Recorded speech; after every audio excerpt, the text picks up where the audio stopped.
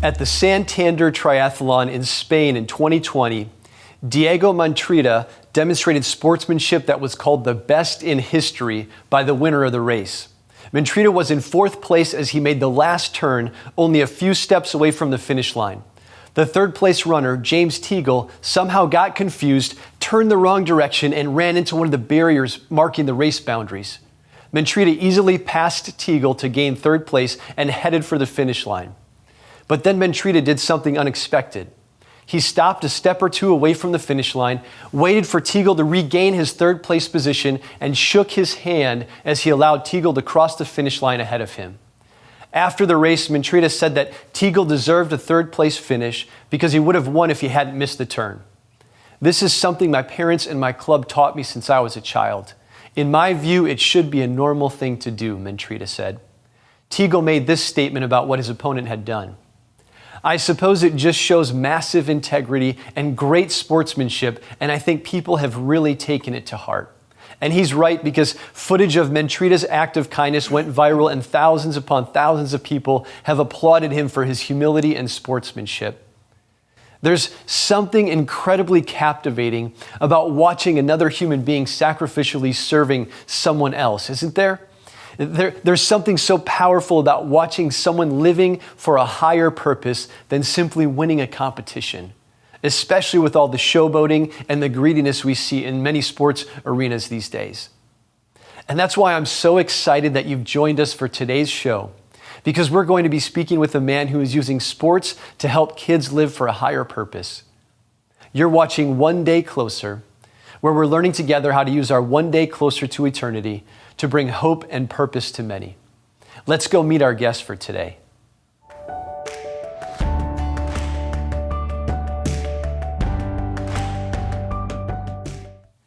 We're here today with Luis Ortiz, founder of Higher Athletics. We're going to be talking about higher athletics for a higher purpose. Luis, it's so great to have you with us. It's been great over the last couple years getting to know you better through the men's ministry that I lead and just watching how God's working in your life and through your life to help others. So thanks so much for being on the show. I can't stop from smiling. Just really excited to be here with you all. Yeah, really that's excited. Great. Mm-hmm. Tell me a little bit about yourself. All right, well, I grew up in Bethlehem. Southside Bethlehem. I am Puerto Rican, and so the cool thing about Southside Bethlehem to me was it was a melting pot. It was the Bethlehem Steel. It had, a lot of my best friends growing up were Portuguese, right? So that's kind of the diversity that we lived in Southside Bethlehem. I'm a father. I am a husband to a very patient and understanding wife, and we're a dog owner. I'm a dog owner. Yeah. We just have a puppy for 2 years now, so she's kind of taking over the house. And I've been working in human services and working with people for my whole career. Mm-hmm. Ever since graduating college, it's kind of been the path that I've been on. So that's great. And tell me, so sports, as we're going to talk about how God has used sports in your life, and now he's using sports through your life. So tell us a little about your background with sports. So, when I was growing up as a kid, sports was very prevalent as far as social aspects. We were always outside. So we were always doing something. We were very active. And football, baseball, basketball, whatever it was. Mm-hmm. We're always active. And so there was a time in my life where, things, with basketball and when sports in general took on a new nature for me, and that it became more of an outlet. Yeah. There was a lot of chaos at home, a lot of problems at home, and there was one of the first times in my life where I saw God use a negative and turn it into a positive. Mm-hmm. And that would have been when I failed 7th grade. I had a lot of behavioral issues. I was just negative attention seeking, getting in trouble in school, and I failed. And that was a turning point for me. Obviously, I was embarrassed by that as a kid, but more than anything, that it really helped me to just focus. And like I said, sports became an outlet for me. I really applied myself athletically. I excelled, and I got to a point where I was actually recruited to play college basketball, and I tell people that story all the time, and I always share that, God was always working in the midst, but the true miracle was that I graduated college, right? Because that would have been the least likely that you would think, considering, where I had come from. So. Wow, and you prayed for that, right? You prayed that once you got serious about sports, you really wanted God to provide a way for you to get into college. I did. God puts the desires in our hearts, and I believe that was something that came from Him.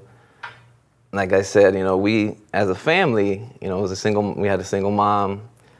She worked hard, but we struggled. Yeah. There wasn't finances for me to per se get to college. Yeah. Also, I wasn't the most studious type, admittedly. I didn't have good study habits. So I just did, I was an average student. So, those two factors just really goes to show that, when God has a plan for your life, that it's going to succeed. Yeah. Tell me a little bit about when did you get serious about Jesus in your life? So I would like to say that I stayed on that path, but unfortunately things happened, right? And I got a little sidetracked. For many years, starting college through, I would say, through my early to my late 30s, I was battling a lot of personal demons. There were some things that, and I reached a low point. I reached a point where, where I needed help, and something had to change. And, my background was, we were Catholic growing up, probably about maybe to 12, maybe. At that point, kind of stopped going to, to church, but I had enough to know about Jesus, and enough to know that only Jesus could save me. Yeah. And that's kind of, what really drew me and brought me in was just, I need help. Yeah. That's kind of what happened. We'll take a quick break, and then I'm excited to hear how God kind of brings all this stuff together into what you're doing now with Higher Athletics. Okay. Stick with us. When we get back, we're going to dive deeper into how God provides Higher Athletics for a higher purpose through Lewis's life.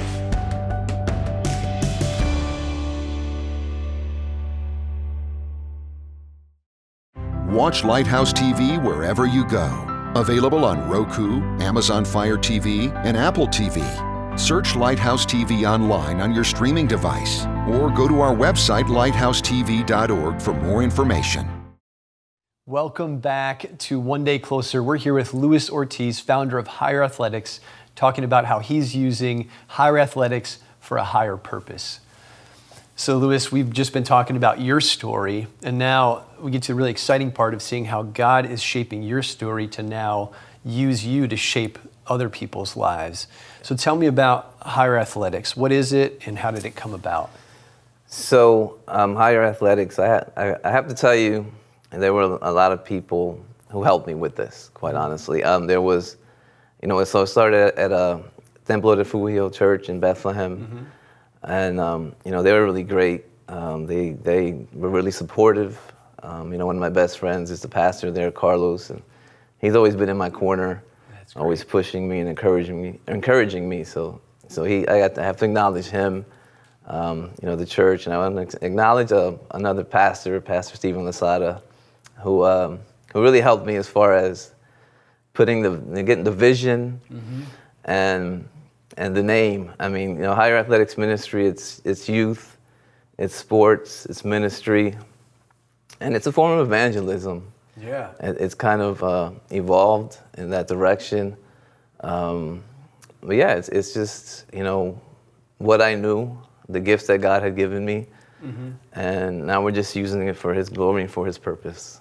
I love that. It's the combination of what God's done in your life through sports, and then in your career, helping people is something you've been doing in your career, and then God bringing that together, and then your passion to use that for a higher purpose, also meaning it's getting out into the community and reaching those around you. I love that. It's incarnational, just like Christ met us where we're at. You're using this to meet the world around you and use your experiences to help others. Yeah, and that's when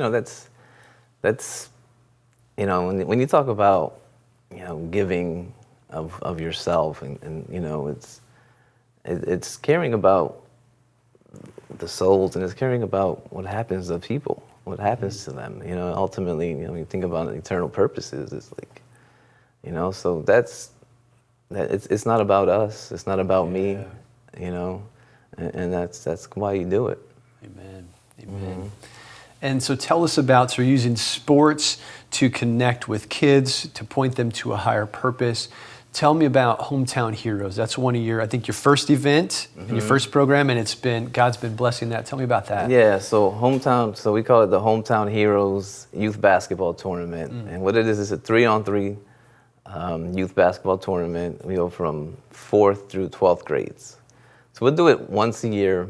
It's usually in November, around Veterans Day. Okay. All right, so on Veterans Day, first week in November.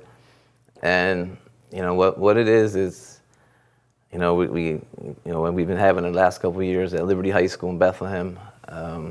So we honor local heroes.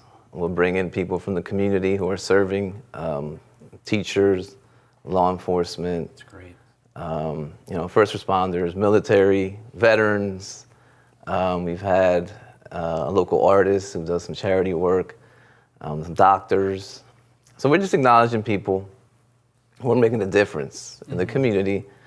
And the thing about this thing that's unique is that it's done in the presence of kids. Yes. Like I feel like a lot of you'll see a lot of galas and like adult type events, functions, but this is geared for the kids, and this is geared for them and targeting them specifically because I want them to see those who are serving, and I want them to understand that serving is honorable, and I hope that it would inspire them to go out and make a difference in their home, their school, and their communities.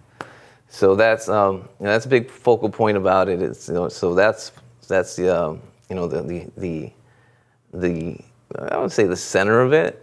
For me personally, I know the kids are just there for basketball. I get it. I know they just want to play. Yeah. But it's cool because the kids will say like we had 200 kids at our last event. That's great. So 200 kids bring 2 parents. They bring a friend.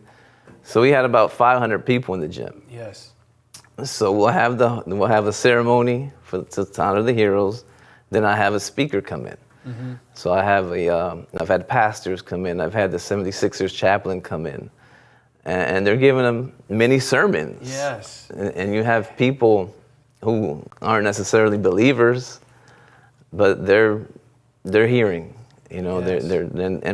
And seeds are being planted. Yes. So and that's the purpose. That's why we do it. That's really creative and exciting to see how you're doing that, and not just that, but something that you said when we were talking really encouraged me and challenged me was you say like one of the biggest impacts I see here is not just the Hometown Heroes, but you're planting these seeds, but you're also investing long term. You're seeing some of these kids. So you coach basketball now, right? Mm-hmm. So tell me a little about that. So how you're seeing God shape kids' lives through a long term investment. So, through higher athletics, I was connected with a coach at a high school, local high school coach, Nigel Long at Liberty High School, and he hired me to be part of his staff. So I'm one of the varsity assistant coaches there, and this will be our 6th year of the Hometown Heroes event. So those same kids that I'm coaching now, I've seen them, as kids come up in our tournament, and so that message, that serving, that mentality, that spirit. I mean, that's something that we talk about as part of our, one of our one of our pillars, actually. So we're constantly, it's a message, and it's a constant message. It's a constant, like I said, pillar that we try to plant into these kids that, it's better, it's sports, right? It's basketball. And it's like, it's better, one of the lessons was, it's better to give than to receive. Yes. Because we all have that selfish tendency to want to be the one to score that point, to score the basket. But there's joy in giving and setting up your teammate, giving him a shot, giving him the opportunity. So it's very relative. It's very relative. It really exemplifies, for the Son of Man came not to be served, but to serve and to give his life as a ransom for many, right? Really embracing that and teaching the students, elevating hometown heroes, and the first honoring people who are serving others, and then teaching the kids how to do it through athletics. Sports, absolutely. Yeah. What are some of the most challenging things? I know you said when you started, just having faith and then hitting the streets, and what was that like? Yeah, so it was faith, and it wasn't easy because nobody heard about higher athletics ministry. Right. I had done, I guess it was mostly within the church. Like we had little events at the church, but and this goes to the importance of name. We didn't really talk about, but just coming up with a name that wasn't so much that the vision wasn't to be confined into a building, right? Not a particular church. It was. I think that the vision that Pastor Stephen had when we came up with higher athletics was that this would be something that would go out, outside of the church. So that was very important. Coming up with finding a name and branding that was important.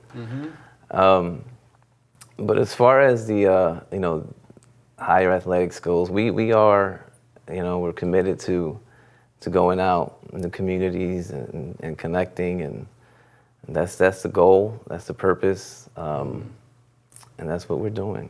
Yeah. I love that. Something that gives you the drive to get out of bed early in the morning to get, and you were out handing out flyers and connecting with kids. Hey, we want you to be a part of this higher purpose where you'd experience that. And you talk about that. So I was going out to playgrounds, handing out flyers. I love that. I was going to local gyms. I was going to high schools, talking to kids. Just getting the word out, connecting, and that first event, I'll tell you, it was amazing. I had about 400. The gym was sold out. It was a small little gym. It was packed. It was amazing. Pastor Stephen gave an amazing message about what would you do if you were the most important person in the room, and what he referenced was Jesus and the washing of the feet of the disciples. Yeah. Very powerful, very powerful, and I believe that people were impacted. Yeah. What are so you have Hometown Heroes events. What are some of the other things that you've been doing? I see your T-shirt there, Higher Athletics. Yes, so I says, did bring "But you a God." gift. I did bring you a gift. All right, I love gifts. Brought you a gift here, one of our T-shirts. Yeah. The But God shirt. But God. And Thank you very much. The T-shirt is I call it the testimony tee. Yeah. So what we did was, actually one night with my sister-in-law and her husband, and we all had a shirt, and we passed it around, like, what's your but God moment? Wow. And it's an invitation, I think, to and it's a conversation starter. And what does that mean? Like, what is that? And it's just an opportunity to explain and describe, how God has, what God has done for you, and how He has had mercy on me. Wow. And that reminds me of, I just read it in Mark this week about the demon-possessed man. Yes. And he was freed, and he wanted to go with Jesus, and Jesus didn't allow it. Right. Remember? And Jesus said, no, you go home to your people and you tell them how good God has been to you and how He's had mercy on you. Wow. So that's the shirt. It's an opportunity to do that. And every time someone puts on that shirt, then these kids are reminded, that there's an opportunity for God to work in and through their lives. Yeah. So planting more seeds. planting seeds. So I took that shirt with me to the Boys Club. I'm a big believer in the Boys Club. Love the Boys Club. I grew up in the Boys Club. And I just went over there and we just had an event. We just played games. We hung out. We had some competitions, some giveaways, Yes. and we gave away some shirts. And I didn't have enough of them. Wow, that's a great problem to have. Yeah, I felt bad about that. So, but Well, God we'll just make sure blessed that it. won't happen next time. There you go. Next time, get here early and get your T-shirt. I love that. Well, Lewis, I can't believe we're out of time already. This has been so great. But if someone wants to support you, they can. You're looking for volunteers. Obviously, if there may be some financial needs, so I encourage our viewers to reach out to you and help with what God's doing in and through you. So, thanks so much, brother. Absolutely. Thank you for having me. Appreciate it. Yeah, my pleasure. Stay tuned. We're going to come back and talk about how we can apply these truths to our lives.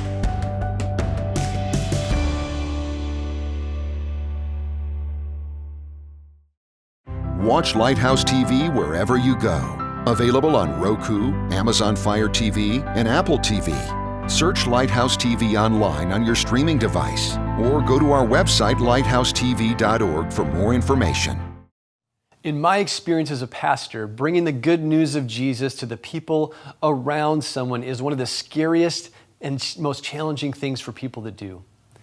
But what if bringing the good news to the people around you was less like trying to force someone to believe what you believe and more like building a relationship that is centered on God's love for that person? The Apostle Paul writes in 1 Thessalonians 2:8 about the way he brought the gospel to the Thessalonians.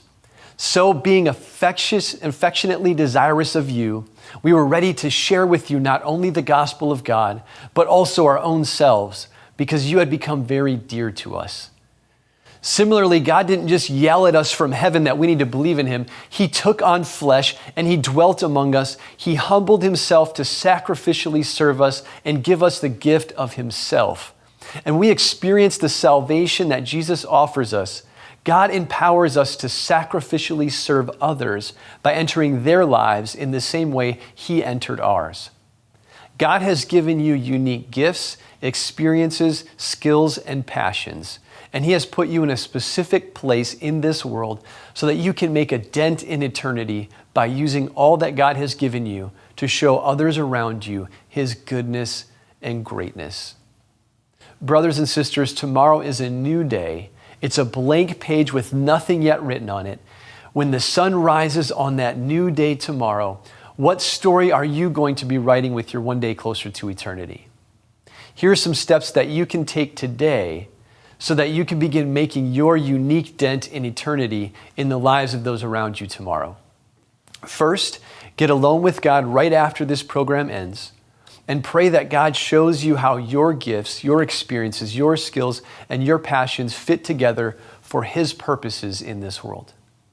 Second, write down a couple of ways that you feel God might desire you to begin sacrificially serving those around you with the purpose of showing them God's love and sharing Jesus with them. Third, take one step of faith this week to begin moving toward where you feel God is leading you. Maybe it's volunteering in a ministry at your church. Maybe it's cutting the lawn for your neighbor or bringing a widow on your street some cookies and conversation. I encourage you to dream big, start small, and watch God do amazing things in and through you for his glory.